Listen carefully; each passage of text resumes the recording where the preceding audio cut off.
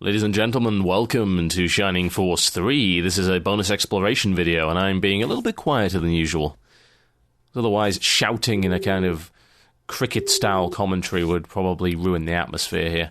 We're in a cursed village named of Quonos, and yes, it has a curse on it of some description, although that's at least so they claim. As to what's going on, well, nobody really knows, but it's very quiet. Not a lot here. It's even inexplicably darker inside of the HQ building. As to why, I really don't know. We're going to take a little bit of time to explore the village before our next battle. And it also gives me the opportunity to demonstrate some of the exploration features within the game that aren't properly conveyed by the use of screenshots.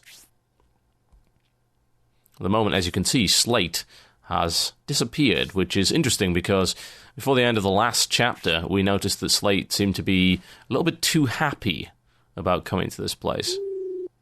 Now, you can talk to people in the HQ, and what they say changes depending on what stage you are in the game. After battles, you'll tend to get a different response from each of them. You can also ask for advice from Benetram, who will generally give you a pointer towards your next objective. This is the bank system that we showed you earlier. We're going to dump in some of this mithril, the mithril that we found at the end of the last chapter. We can get rid of that. We don't need that right now. And the chicken feed, I think we don't need that either. In fact, we won't need that for the rest of the game. We have used the chicken feed. It is done. There is really no point in talking to any of these people, although it's sometimes nice. Some of them give nice little bits of side plot and character progression. Sometimes it's just utterly pointless. It's worth having a little look every time. That's our chicken. He'll hang around in the HQ for a while. Or should I say, she'll hang around. There is a specific purpose to this, and some of the more astute viewers will probably guess what that is. At the moment, though, she's not going to help out too much. Let's go and have a look around. Some awesome creepy music.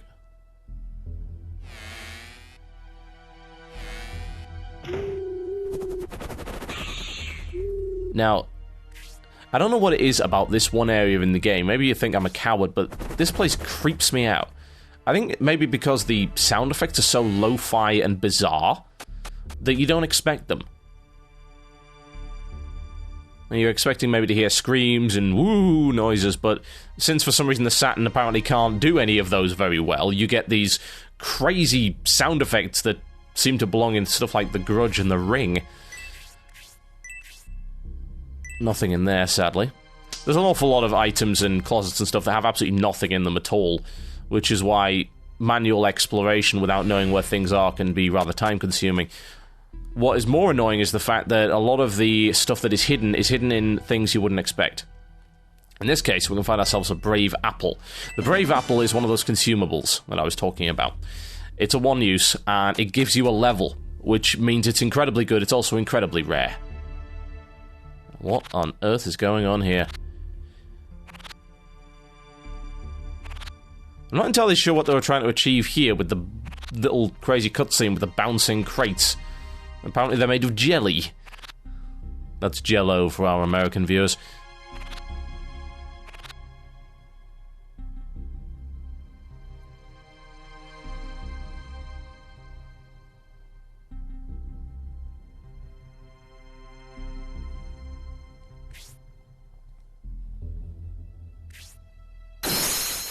That scares the hell out of me. It's just, what was that noise even there for?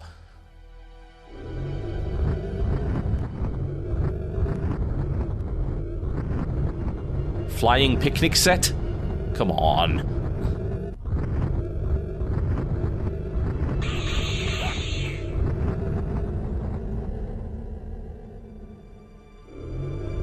Trying to get inside the church is probably the safest place. You've never seen one of these before. This is actually where you save. And it always has this music. For some reason, the priest is missing and has been replaced by a fairy who looks suspiciously like the fairy from the intro. Indeed, the priest is cursed. We can revive here, which we don't need to do because everyone's revived at the end of a chapter anyway. Not that we lost anyone last fight. We can save, we can remove curses and poisons, and we can promote. We will be back here to promote at some point, Whether or not it'll be in the next couple of battles, well, that's debatable. We'll see.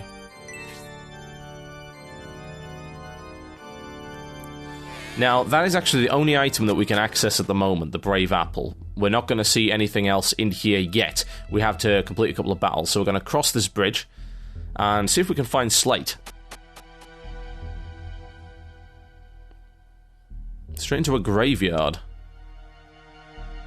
There's a gate here, but we can't get through it. That's something that we'll be able to get through a little bit later. It's going to have to wait. It's out of some rather large, creepy mansion here. Zooming out just so you can see it.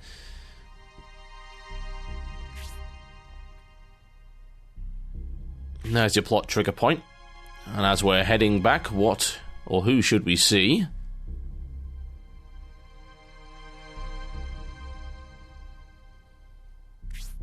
But a man in a funny hat.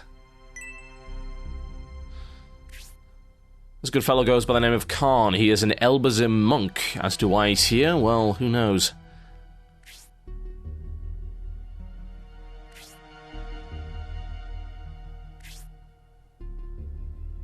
Ah, well, that would explain that.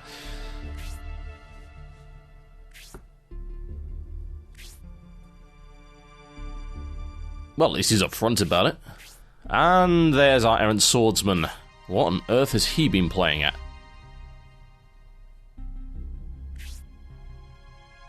You have to be rather suspicious of Slate's motives at this point.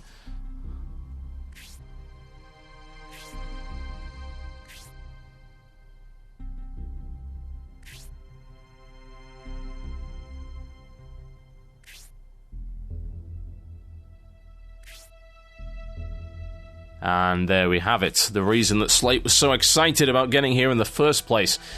Those who have played Shining the Holy Ark will remember Slate, or more commonly known as Julian. He was actually a child back in Shining the Holy Ark, and one of the very few pieces of continuity in any of the Shining games. His father was killed by a certain vandal. As to which vandal, well, I'm not going to tell you yet. It'll become relevant later. As a result, Slate is hunting vandals, specifically the one that killed his father. Relatively simple tale of revenge. And there you go. The vandal in question is Garm. Garm has a very important part to play in the story.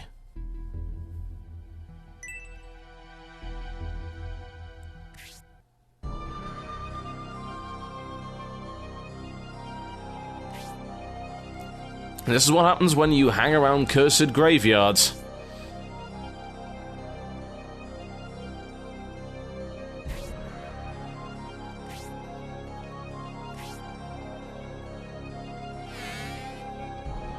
Well, that's convenient. Along they come.